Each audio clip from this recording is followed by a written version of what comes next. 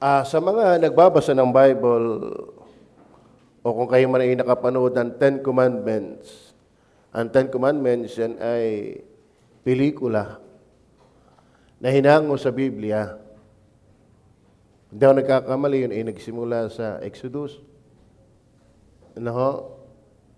May bahagi ng Genesis hanggang Deuteronomy. Yan ay buhay na kung saan ay pagsisimula ng Israel sa Egypt hanggang utusan ng Diyos si Moises na makaahon sila sa pagkaalipin sa lupain ng Ehipto. Dahil minaltrato sila, pero doon dumami ang Hudyo. So, pinadalhan ng Diyos na 10 salot ang Ehipto para pumayag na talaga ang Pharaoh na sila ay umalis at makalaya sa hornong matindi ng pagkaalipin. Ngayon, hinabol pa rin sila at doon nahawi yung dagat at halos ang daming Egyptian ang namatay. At nakaalis ang Israel sa bayan ng Ehipto, pero sila'y naglakbay sa ilang. At doon sa paglalakbay sa ilang, going to the promised land, napakahabang paglalakbay at daming tagpong nangyari doon na mismong ang Diyos ay nagalit sa bansang Israel dahil hindi nila binabalikan yung kapangyarihan ng Diyos na nagligtas sa kanila. Dahil ayon po sa pag-aaral ng mga nag-aaral, kahit kayo mismo, mababasa nyo naman, mapapansin, na hindi lahat nang naligtas doon sa pagkaalipin sa Ehipto ay naligtas espiritual. Kaya yan po ay halo-halo ng personalidad. Kung tayo pong babasa, may 3 kategorya doon. Unsaved, saved, and immature saved. Doon. Ngayon, isa sa naging problema doon lagi, ay kapag sila ay nandun sa pangailangan, ang dali nilang magmaktol sa Diyos. Ang dali nilang magreklamo sa Diyos. Ang dali nilang tungayawin si Moises at saka ang Panginoon. Isa diyan ay yung tagpong walang tubig.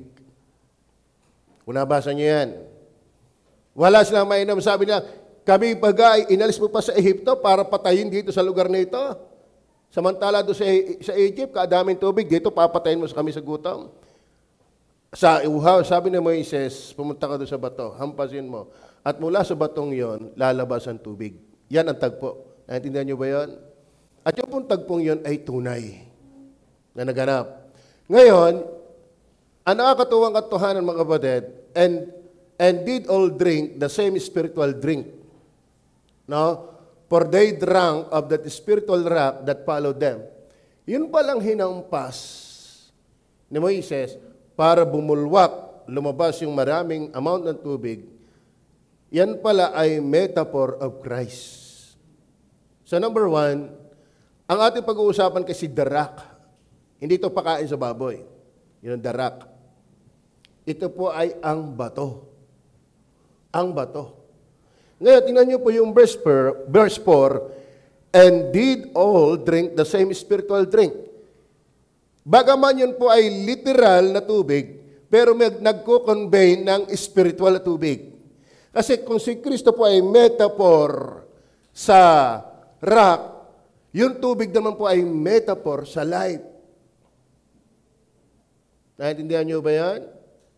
Pag sinabing metaphor, parang sumisimbolo, tumitipo, bagaman literal na bato yun, pero tinitipuhan ni Kristo yon.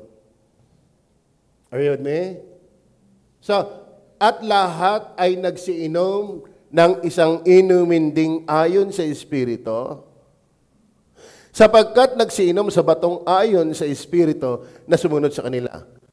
At ang batong yaon ay si Kristo. Una nating puntahin, ito po ay, yung batong yon ay si Kristo, yun ay metaphor of Christ. Yun po'y paglalarawan kay Kristo. Ay mga kapatid, hindi si Kristo dumating ng New Testament lang. Hindi si Kristo ipinakilala ng New Testament lang. Hindi si Kristo nagkaroon ng idea nung siya ipaglihi lang ni Maria. Siya ay sinasagisaga na sa maraming anyo ng Old Testament. Isa dyan yung siya ay bato. Amen? Ngayon, punta tayo sa meaning. Yung meaning, ano ba yung meaning na si Kristo yung rock? Rock. Una, the rock, ang ating topic, the rock, metaphor, and then yung meaning. Ano ba ibig sabihin ng bato? Ano? Hindi yan pamala lang sa paltek, hindi yan yung panglagay lang sa kalsada at paglagay lang sa pader. Ginamit yan, metaphor kay Christ, kasi may kahulugan dyan na angkop kay Kristo. Naintindihan nyo ba yan? Tingnan po natin. When Christ is referred to as the rock, it signifies His role as a foundational.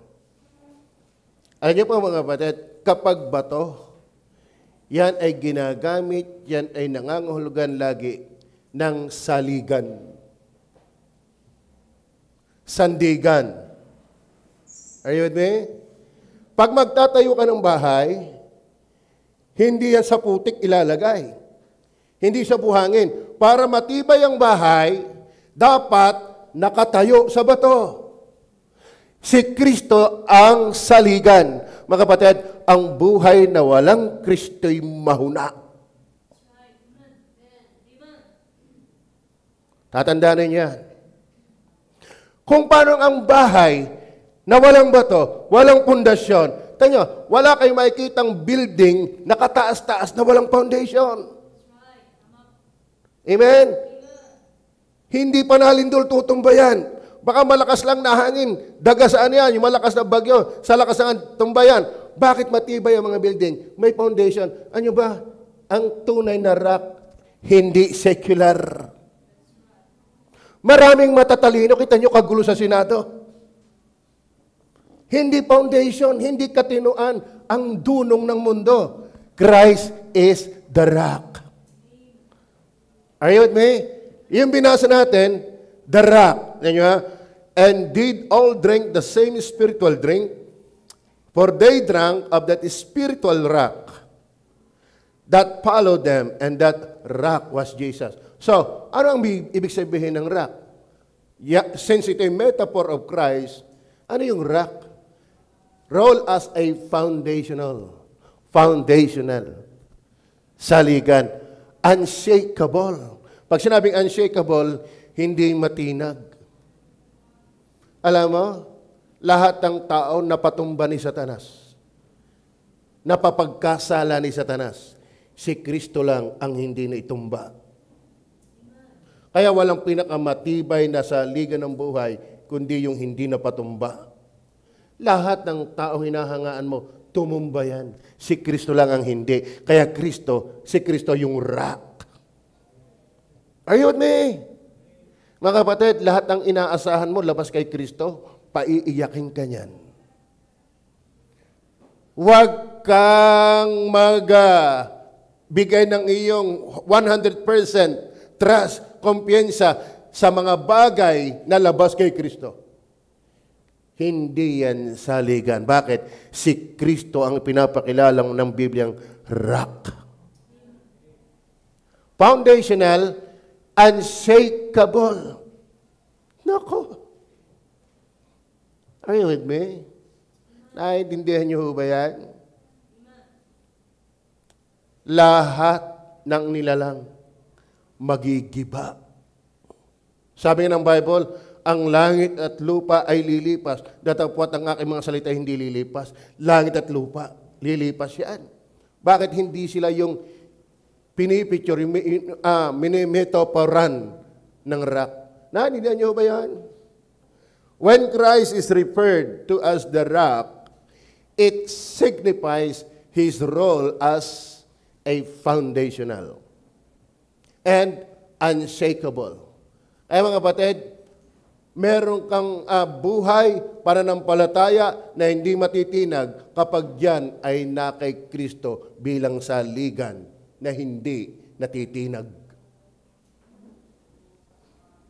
Reliable source of strength. Pag sinabi pong rock, reliable source of strength. Si Kristo lamang po ang mapagtitiwala ang pinanggagalingan ng kalakasan at ng kaligtasan. Mga kapatid, kung gusto mong ikaw ay merong matibay na saligan, hindi matutumba, hindi mayayanig na saligan, at magpakailanman ang kalakasan, kapangyarihan, maging pagdating sa iyong kaligtasan, si Kristo lang. Naintindihan niyo ba yan? Kapag hindi si Kristo, mahuna yan. Sinong hindi na ibagsak ni Satanas sa pagkakasala? Nagsimula yan kay Adan, kay Eva. Lahat ng sumunod, lahi galing kay Adan, tumbang lahat. Kaya mayroong second Adam. Diyos na nagkatawang tao. Ito yung Adan na hindi napabagsak. Kaya yung sasampalataya sa kanya ay maliligtas. Yung unang Adan, bagsak. Lahat na ng lahi ng galing kay Adan, bagsak. Pero nagbangon ng Diyos ng panibagong taong representative ng mga bawat sasampalataya. But may Adan na tinukso ng ahas pero hindi bumagsak. Bakit? He is the rock. Saan kayo naasa? Sa pinapangako ng mundo? Ang mundo nga'y lilipas. Ang langit at lupa ay lilipas. Datapot ang kanyang salita hindi lilipas. Siya lang ang walang hanggan. Siya lang yung walang pagbabago. Siya lang yung walang katinag-tinag. Kaya mali ka kung hindi ka kay Jesus umaasa. Amen? Lalo pagdating sa iyong kaligtasan, hindi ka makatitiyak ng langit ang iyong pupuntahan kung nakasalik ka sa iba na hindi naman bato. Si Kristo ay bato. Nasa gisag ng saligan, hindi natitinag, at mapagkakatiwalaang pinanggagalingan ng lakas, kaligtasan, kasiguruhan sa lahat ng mananampalataya. Alam mo bakit mga kapatid? Tayo siguradong palangit. Bakit? Si Kristo ay bato. The rock. Amen? Nung dumaan ang bagyo, at halimbawa may malakas na hangin, sino ang kakaba-kaba? Alam mo, yung mga nasa condominium, yung mga nasa mataas sa building, ang lalim ng foundation, harok ang tumbong. Pero yung mga bahay, light materials, walang foundation, nakapadong lang sa lupa, hindi mapakali yun. Bakit? Mahina ang pundasyon. Mga kapatid, kaya maraming tao, walang katiyakan, walang kasigurahan, madaling mayanig. Saan ka nakakapit? Saan ka nakakabit? Saan ka nakaugnay? Kanino ka nakaugnay? Sa talino mo? Paano pag tulog ka na? Paano pag nagkasakit ka na? Wala na yan talino mo. Tama ba? Especially, paano pag namatay ka? Yung pinakamatalino nga, nadaya ng dyablo. Ikaw pa, hindi ka kasing talino ni Adan at ni Eva. Ano ba? Wala nang tatalino sa taong Adan at Eva. Bakit? Kahit si Solomon, ako hiniwala, kung ikaw yung matapat magbabasa ng Bible, pumapangalawa lang si Solomon kaysa kay Adan. Bakit? Si Solomon, bagaman naging matalino, pero tintado na ng kasalanan. Ano ba, napakinggan ko sa radyo, nung ako'y bata pa, nakikinig ako ng DZS. Sabi niya, Pastor Clem Guillermo ang nag-discuss. Sabi niya, ang pinakamatalino ng natatao sa mundo, pinakamatalino ng nabubuhay na tao sa mundo, yung genius na, pinakamatalino na. Sino ba kilala niyo pinakamatalino na? Ikaw? Yung advice mo? Wala dito. Pero kung may tuturo kang pinakamatalino, sabi niya, sa pag-aaral, sa survey, 20% na lang ng brain ang nagana sa kanya. Bakit? Kontaminado ng kasalanan ng utak ng tao. Yung original design of brain 80% malfunction. Yung pinakamatalino na. Kaya si Adan ang nabuhay ng matalino. Bakit? Wala siyang kasalanan dati. Kaya kaya niya makipagsinyasan sa lahat ng hayop. Ako iniwala, hindi inisa-isang pinuntahan ni Adan ang hayop para pangalanan. May language silang meron siyang language na kaya mag-communicate sa mga hayop, pati doon sa hanip. Siya nagpangalan yan eh. Siya ang binigyan ng Diyos ng kapamahalaan ng pangalanan ng lahat ng hayop, pati mga puno. At hanggang ngayon, kung ano yung pinangalan ni Adan, yun pa rin ang pangalan hanggang ngayon. Pero yung matalino na ibagsak niya ni Satanas. Ikaw pa? At tuloy mga kapatid, si Eva at si Adan, ibabagsak. Tayo, bagsak na. Ibang usapan pa yon. Tama? Tayo ay nasa kalagayang hindi na nag-e-effort ang jablo. Bakit? Kanya ka na eh. Are you with me? Naintindihan niyo ba yan? Pero nakakatuwang balita. Sinikap ni Satanas hanggang sa kamatayan sa krus ng Kalbaryo na pabagsakin si Kristo, pero hindi siya bumagsak. Bakit? The Rock. Siya yung matibay. Saan ka pupunta? Sa dami ng pera. Yung kagulo sa Senado. Mga mukhang pera, marami doon. Hindi yan nagpapatino, hindi yan nagpapasigla. Ang tunay na katatagan, security ng buhay ay na kay Kristo. Are you with me? Dapat maintindihan po natin yan. Dahil kung hindi, huwag kang magtataka. Balais ka lagi. Wala kang kasiguruhan. Wala kang kapayapaan. Wala kang kakontentuhan. Hindi lagay ang loob mo. Humabol ka ng humabol pero hindi ka napupuno ng mga bagay ng mundo. Bakit? Wala dyan. Si Kristo yung source of strength. Kaya pinapukpok sa Diyos. Bakit? Doon bubukal ang tubig. Amen? Si Kristo ang bukal ng tubig. Hindi ang pilbangking. Hindi ang yan. Hanggang bangko yan. Yung aking bangko. Sa SM.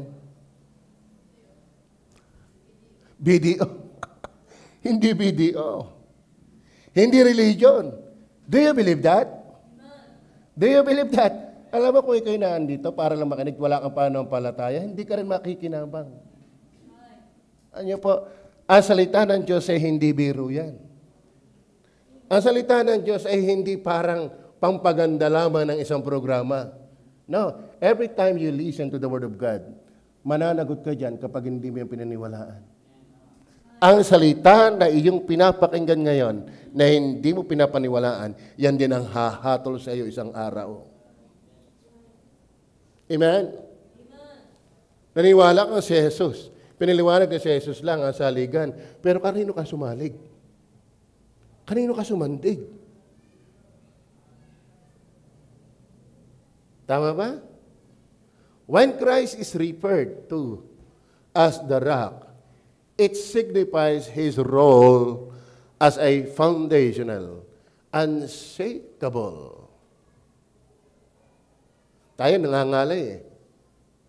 Tayo napapagod eh. Pero si Kristo, Alpha and Omega, the same yesterday, today, and forever, talagang siya'y matatag. Angkop sa Kanya yung siya'y bato. Kaya, reliable source of strength, salvation, and security of believers. This metaphor, prominent in both Old and New Testaments, emphasizes Christ's enduring nature and His ability to provide a solid foundation for faith amidst life's challenges. Ay mga batid, kapag hindi tayo kay Kristo nakasalig, una, hindi mo matitiyak kay ligtas. Wala kang tibay. Kaya pagdating ng mga problema, marami nababaliw. Reality yan. Pagdating ng marami at malalakas na pressure, guho ang buhay. Nawawala ng diskarte. Kaya yung ibang mga young people na babae, dahil na-discarrel, anong ginawa? O yung people na lalaki, o mga ina, nung madiskarel sa buhay, nawindang, natilihan, nawala ng direksyon. Ano nangyayari? Bakit maraming laman ng bilangguan? Kasi nawindang ang buhay. Saan sumalig? Saan sumalig? Nakakalungkot ang balita dyan. Maraming nakakulong sa bilangguan, mga anak na mayaman. Are you with me? Bakit? Labas kay Kristo, wala nang ibang solid na saligan. Huwag mo sasabihin matatag ka dahil ang dami mong natapos. So what? Hindi ka uubra sa talino ni Satanas. Hindi ka uubra sa talino ni Lucifer. Pero sino si Lucifer ngayon? Kaya huwag mo ipagmamalaki yung dunong kung wala ka naman kay Kristo. Ang sabi ng Bible, Jeremiah 9:23 and 24, huwag mapupuri ang tao dahil siya'y matalino, ni siya'y malakas, ni siya'y makapangyarihan, kundi mapupuri ang tao na nakikilala niya ang Diyos. Amen? Hindi ko man sinasabing kayo magpakabubo. Hindi ko sinasabing huwag kayong magsumikap sa mga bagay ng mundo. I hope naiintindihan yung ibig ko sabihin. Minsan alam mo mga kapatid, pagka ang iyong utak ay negative, iba lagi ang conclusion mo. Pero pag tama ang utak mo, kahit hindi pa sinasabi ko yung husto, naiintindihan mo na agad. Amen? Kapag ikaw ay fault finder, wala kang magandang papakinggan. Pero kapag ikaw ay pusong naghahangad matuto sa Diyos, hindi pa kumpletong sinasabi, inuunahan ka na ng Holy Spirit. Tama yon. Amen? Tama ho ba? Kundi magmapuri sa ganito ang lumulwalhati na kanyang nauunawa at kanyang nakikilala ko na ako ang Panginoon na nagsasagawa sa lupa ng kagandahan. Kaya mga kapatid, una, metaphor of Christ. Ating pinag-usapan ay the rock. Hindi pa kain sa baboy, kundi si Kristo yung bato. The rock. Yan nung una kong sound sa agad, ano ito, the rock? Ano yan? Metaphor of Christ. Number 2, meaning. Number 3, para matapos tayo, more details about the rock. Tingnan po natin yung details niya. So, atin pong inuungkat, atin pong ine-expose, atin pong sinisentro si Kristo bilang rock. Metaphor of Christ yung rock. Then yung meaning, siya yung foundational, unshakable and reliable source of strength. Salvation, security. Okay. Ngayon, ano pa yung mga detalye? Balik tayo sa verse 4. Ano sabi ng verse 4? Ang context po nga niyan, nabasa ko na sa inyo, naikwento ko na, at lahat ay nagsiinom ng isang inumin ding yaon sa Espiritu, sapagkat nagsiinom sa batong ayon sa Espiritu, na sumunod sa kanila at ang batong iyon ay si Kristo. Mga batid, nung panahon yan, ang Israel ay uhaw na uhaw. Talagang marami sa kanila ay nagko-complain, nagmumurmur, nagre-reklamo, nagmamaktol sa Panginoon.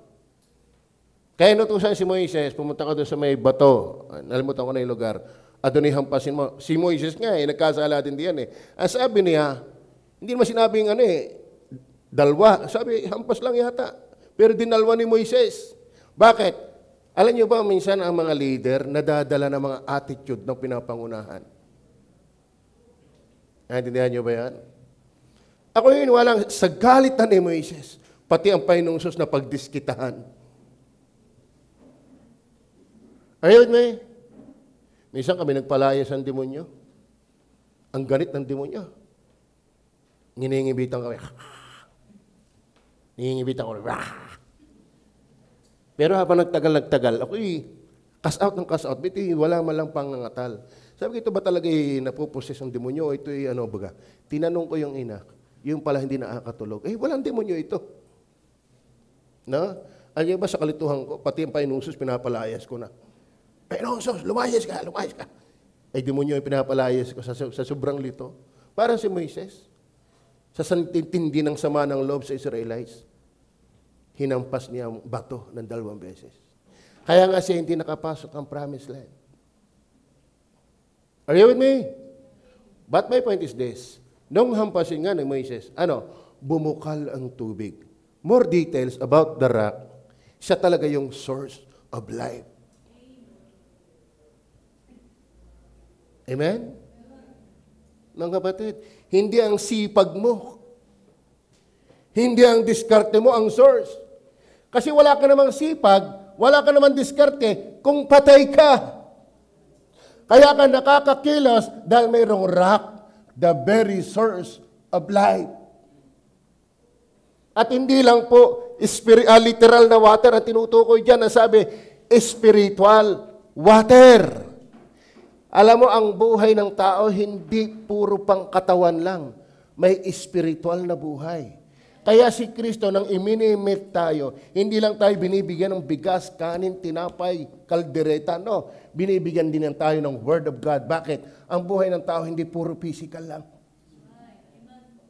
Kaso lang ang tao, kapag hindi ligtas, physical lang ang hinahanap. Pero si Kristo bilang rock, siya ay life physically and life spiritually. So when we say Christ is the rock, for more details, when we say Jesus the rock, He is the source of life. Tingnan, nung hampasin ang bato, bumulwak ang maraming volume amount ng water. Akala may bansa uminom? Kayang bigyan ng Diyos, hindi lang bansa ng buhay. Mga bansa, kaya niyang bigyan ng buhay. Kaso lang, kanino ka nasalig? Kaninong bato ka nalapit? Kapag hindi kay Kristo, hindi yan ang tunay na rock. Maliwanag ko ba? More details. Source of life. Letter B, not only source of life, but also strength of life. Tingnan po natin ang Matthew chapter 7, verse 24-27.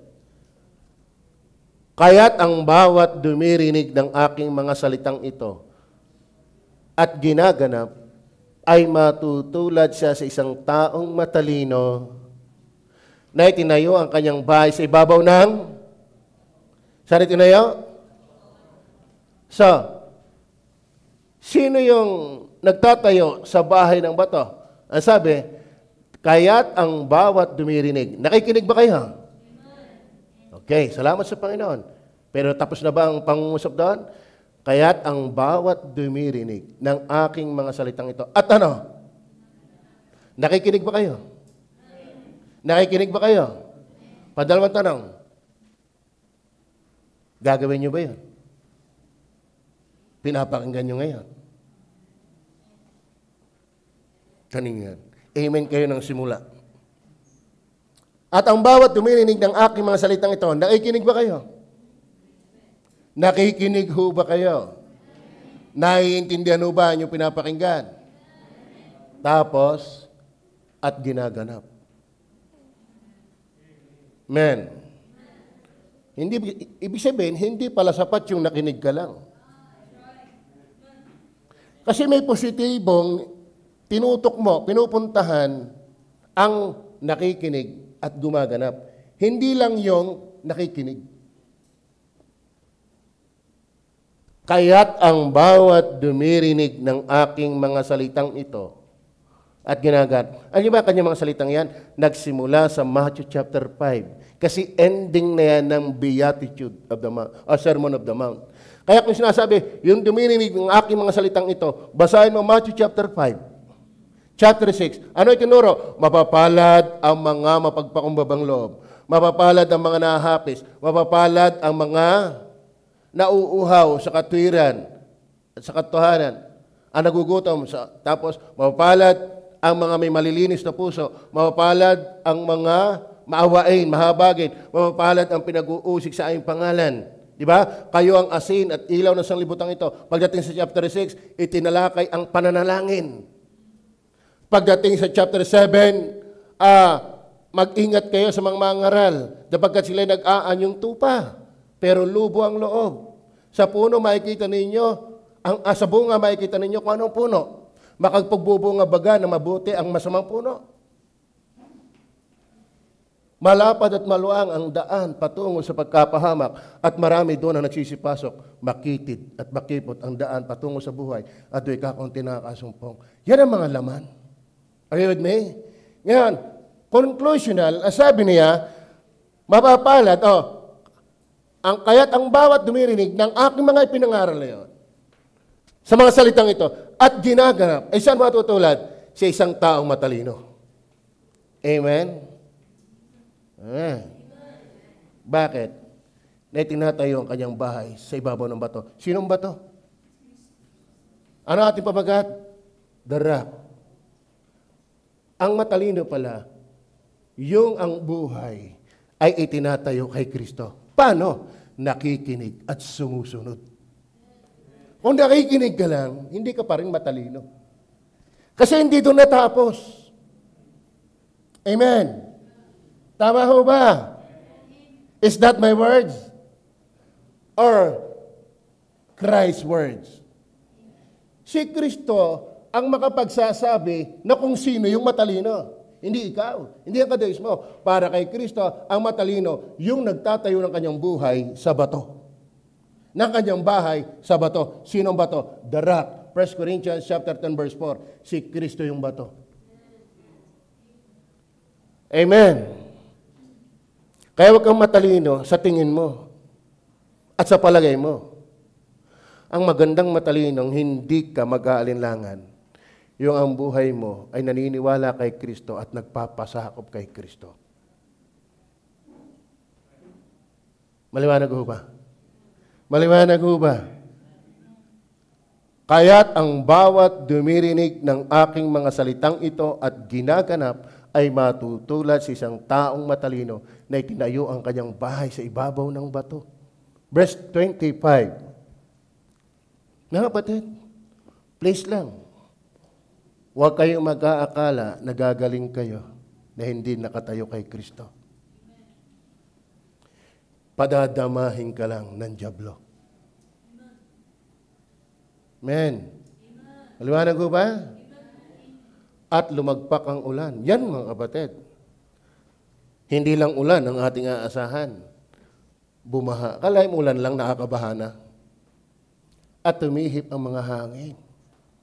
At tinampas ang bahay na iyon. At hindi nabagsak. Bakit? Christ is the very foundation of a strong life. Secured life. Paano nangyayari yun? Magtiwala at sumunod. There is no other way to be happy in Jesus but to trust and obey. Don't just trust. Don't always telling to us that you trust God without becoming obedient to Him. Kasi mga kapatid, parang yan ay pakpak ng kalapate. Hindi makakalipad lang pag-iisa yan. Dapat dalawa. Hindi ka makakalayo sa iyong buhay Kristiyano kung ikaw ay puro tiwala lang, pero wala namang pagsunod. Amen. Amen. Kasi mga kapatid, ang sinag ng hindi nakikitang pananampalataya ay ang iyong paggawa. Ano ba pananampalataya, hindi nakikita yan? Kahit yung pag-ibig. Hindi mo nakikita ang pag-ibig, di ka? Pero paano mo nakikita ang isa tayo may ibig? Nag-iigib. Galing sa kanal. Di ka? Hindi nakikita yan, pero nahalata mo yan. Ang pananampalataya, hindi nakikita yan. Abstract yan eh. Pero nahalata yan sa aksyon. Naintindihan niyo ba? Naintindihan niyo ba?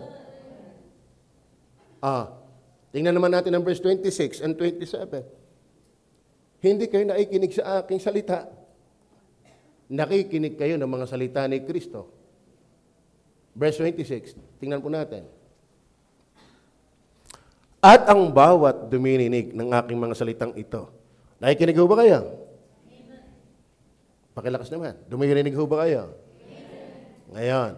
At ang bawat dumirinig ng aking mga salitang ito at hindi ginaganap. Yung isa, ginaganap. Praise the Lord. Kaso lang, dalawa palang klase ng tagapakinig.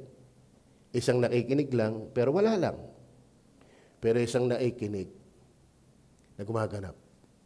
Ito yung hindi gumaganap. Saan may tutulad? Kanina, yung dumidinig at gumaganap ay tinulad sa taong matalino. Ngayon, yung nakikinig pero hindi gumaganap, ayan o, matutulad sa taong laksan nga natin. Na itinayo ang kanyang bahay sa buhanginan. Verse 27, at lumagpak ang ulan, at bumaha, at tumihip ang mga hangin, at hinampas ang bahay na iyon, at nabagsak, at kakilakilabot ang kanyang pagbagsak. Tatandaan ninyo, liban kay Kristo, labas kay Kristo, wala nang ibang matibay na saligan. Kapag hindi ka nananampalataya kay Jesus, at nagpapagamit kay Jesus bilang patunay ng iyong pagtitiwala, hindi ho tayo maliligtas sa magitan ng pagsunod. Pero kung ito'y naligtas sa magitan ng pananampalataya, kakikitaan talaga ng pagsunod. Naintindihan niyo ba yan? Hindi po pwedeng paghiwalayin ang faith and works. Hindi tayo naligtas ng works. Pero kung tayo nananampalataya, merong works.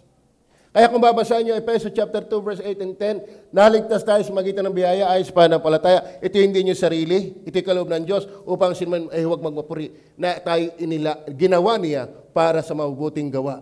Ibig sabihin, yung ginawa niyang kaligtasan sa atin, ang layunin niyon ay para tayo makagawa ng mabuti. Amen.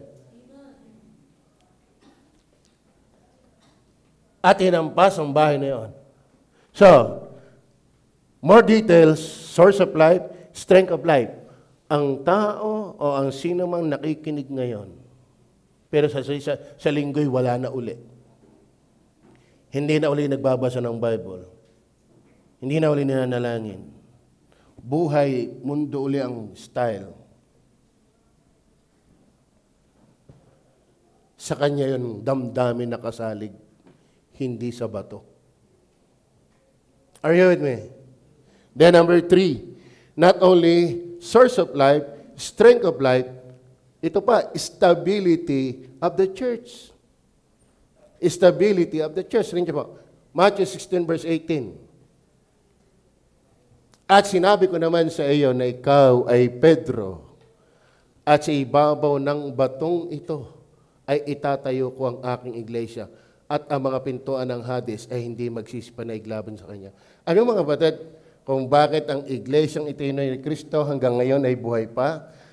Dahil sa kanya yun nakasalig. Sa kanya yun nakasandig. At bawat salakayin niya, hindi makapananaig. Walang pwedeng mag-overcome, walang pwedeng magtagumpay kay Kristo. Bakit siya yung rock? Kaya maling palabas yung mga nag-uulputang relihiyon ngayon, na nawala na daw ang iglesyang itinayo ni Kristo dahil nadali ng apostasya, pinagpapatay ng maraming mga una noong Kristiyano. Kaya ang sinugo sa huling panahon ay si kapatid na Manalo. Tatandaan ninyo, ang pangako ng Diyos sa iglesia, ang mga pintuan ng Hades ay hindi magsisipanaig. Pero sabi ni Manalo, nadaig. Sino maniniwala?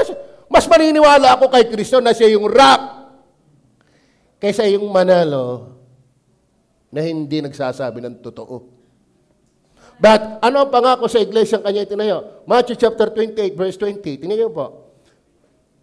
Tingnan niyo po. At ituro ninyo sa kanila na kanilang ganapin ang lahat ng mga bagay na inuutos kayo sa inyo. At narito, ano pangako niya? Doon sa kanya inuutos ang iglesia, ako'y sumasa inyong palagi hanggang sa katapusan ng sanglibutan. Hindi iniwan ng pundasyon ang itinayo sa kanya. Paano mawawala yan? Palusot nyo lang yan. Palabas lang yan. Drama lang yan. Ang iglesyang tunay hindi nawala. Nakarating ng iba't ibang bansa. At sino yon? yung mga nananampalataya si Jesus ang foundation. Para sa security ng kaligtasan. At kung ikaw yung umaasa kay Kristo, ikaw yung church. Amen. Sana naintindihan po natin yan. Kaya matatag ang iglesia dahil hindi ito nakatayo kay Pope. Hindi ito nakatayo kay minister. Hindi ito nakatayo kay Buloy. Kita mo si Buloy? Nasaan na si Buloy ngayon? The anointed Son of God nakakulong. Kumandidato pa ng senador. Hindi ganyan ang Kristo. Are you with me? Pero niyo ba, kung pag ikaw ay tunay na nakasali kay Kristo, you will enjoy Christ. You are very much interested about Christ. Why? Siya yung stability ng iyong buhay. Siya yung source ng life. Are you with me? Masaya ba kayong pag-usapan si Kristo? Alam niyo ba, alam mo, ang masayang naikinig sa tinig ng pastor ay ang kanyang mga tupa. My sheep hear my voice and they follow my voice. Kaya nakakatakot ka kung hindi mo nai-enjoy ang tinig ng iyong pastor ngayon. Are you with me? Bakit dahil natatamaan ka, nasasaktan ka? Sige ang ganun. Ang bato matigas, nakakasakit talaga yan. Amen? Naituro niyo sa kanila na kanilang ganapin ang lahat ng mga bagay na iniutos ko sa inyo. At narito, ako'y sumasa inyong palagi hanggang sa katapusan ng sanglibutan. Kaya, Rodel, mali yun. Tinuro sa iyo. Ang tunay na iglesia ng Panginoon, wala sa pangalan. Kaya nga, itatayo ko ang akin. So, hindi pangalan yon, kanya yon. Tama? Kanya yon, hindi pangalan yon. At yung itinayo ni Kristong yon, hindi nawala. Bakit? Anong pangako? Ako'y suma sa inyong palagi. Paano mawawala yon? Ay, hindi nawala ang nagtayo. Kung nawala ang nagtayo, nawala yung itinayo. Pero magandang balita, hindi nawawala ang rock. Siya ka nakasalig. Arilihuyon mo, kanino nakatayo? Amen? Ang sekta mo, kanino nakatayo? Baka claim lang. Pero ang tunay na nakatayo kay Kristo, nagsimula pa sa Jerusalem hanggang ngayon, existido. Then finally, dito tayo magtatapos. Finally ba? Second to the last. More details about the rock. Number 1, metaphor, meaning, then more details. Ninyo po, 1 Samuel chapter, tama ba ito? 2:22. 2:22 yan. Nagkamali nga yan din eh.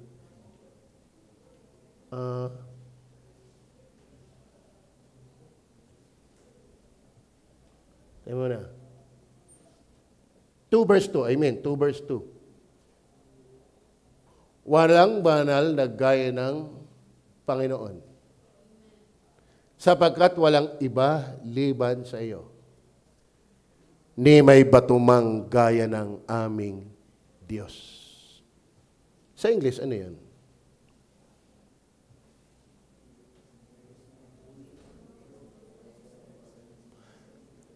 There is none holy as the Lord, for there is none beside thee, neither is there any rock like our God.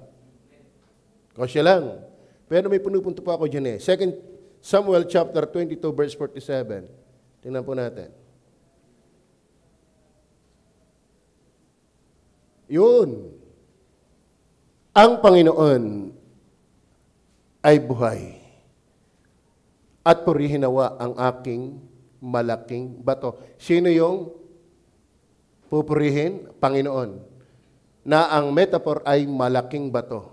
At itanghal nawa ang Diyos na malaking bato. Nano? So, additional sa details ng pagiging bato niya, siya talaga yung Savior. Amen? Kaya nasa Kanya yung security. Nasa Kanya yung salvation. Bakit? Siya lang yung matatag. Siya lang yung matibay. Siya lang yung hindi mayayanig. Siya lang yung hindi nagupo at magugupo. Kaya mga kapatid, please lang, huwag kang umasa sa relihiyon mo. Huwag kang umasa sa binyag mo. Huwag kang umasa sa bautismo mo. Huwag kang umasa sa 10 utos. Huwag kang umasa sa kabaitan mo dahil hindi ikaw ang Savior. Hindi ikaw ang bato. Liban sa Diyos, wala nang ibang bato. Maliwanag ba? Basahin nga ulit 22 verse 47. Balik tayo. Ang Panginoon ay buhay. At purihin nawa ang aking malaking bato. At itanghal nawa ang Diyos na malaking bato ng aking kaligtasan. So when we say the rock, Christ is the rock, He is the Savior. Hindi ka maaano kapag ikaw ay nasa bato. Ano ba, merong sa last part ng Proverbs chapter 30, may mababasa kayo dyan. Ang kuneho ay mahinang hayop, pero siya'y marunong gumawa ng kanyang bahay sa batuhan. Nabasa niyo ba yan? Ano ba ang kuneho? Habulin man niya ng leon. Pag yan nakapasok na sa bahay na bato, hindi niyan magagalaw. Tayo'y mahihina. Wala tayong pwedeng taguan, kundi si Jesus na bato.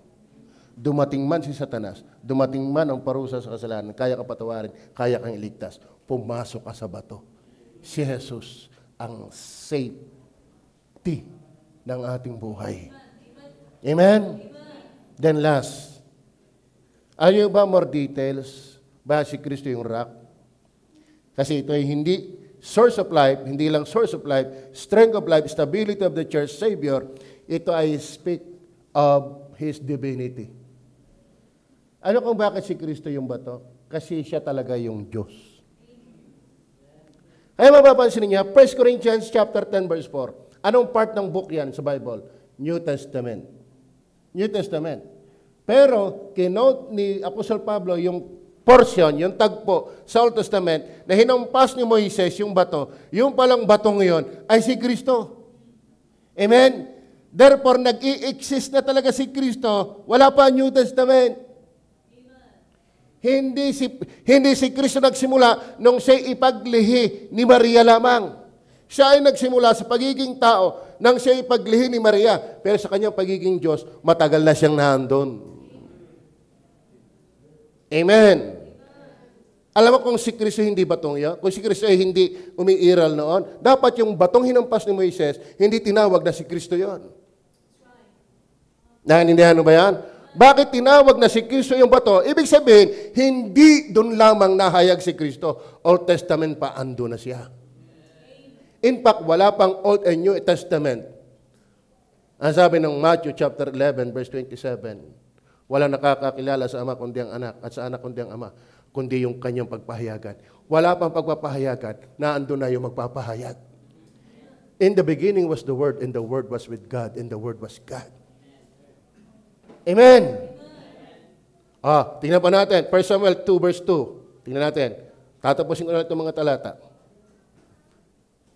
Walang banal na gaya ng Panginoon, sapagkat walang iba liban sa iyo, ni may batumang gaya ng aming Diyos. Anong tawag dyan?